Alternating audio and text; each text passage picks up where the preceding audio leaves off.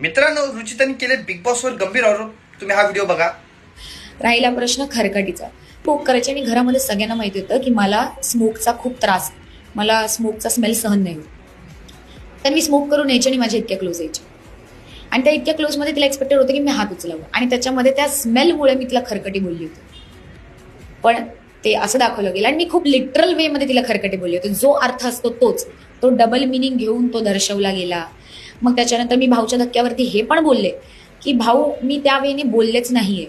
तो जो स्मोकचा स्मेल होता मी त्याच्यावरनं बोलले गेले, पण ते नाही एपिसोडमध्ये.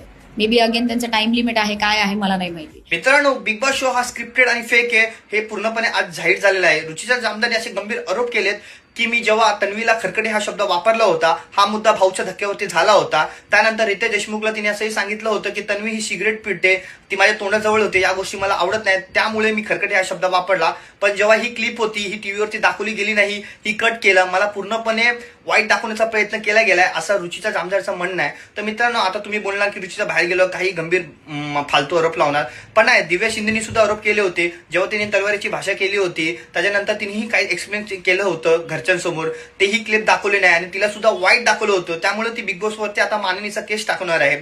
तर इथे राकेश बापट हा आई बहिणीवर शिव्या देतो असं रुचिता जामदारचा गंभीर आरोप आहे. तेव्हा त्याच्या गोष्टी का दाखवल्या जात नाहीये, त्याला का पूर्ण चांगुलपणा दाखवला जात आहे. तिचं म्हणणं असं आहे तर तन्वी आणि राकेश बापट या दोघांना चांगला दाखवायचा आहे आणि त्यांना जर घरात ठेवायचं आणि ट्रॉफी द्यायची असेल तर द्या. बिग बॉसचा शो तरी कशाला चालवता, यांचंही म्हणणं बरोबर आहे. मित्रांनो, दिव्या शिंदे झाली, रुचिता जामदार झाली, करण सोनवणे झाले, ह्या लोकांनी तिघांनी गंभीर आरोप केलेले की त्यांची क्लिप्स कुठेतरी कट केले जातात, पुरेपूर दाखवले जात नाही.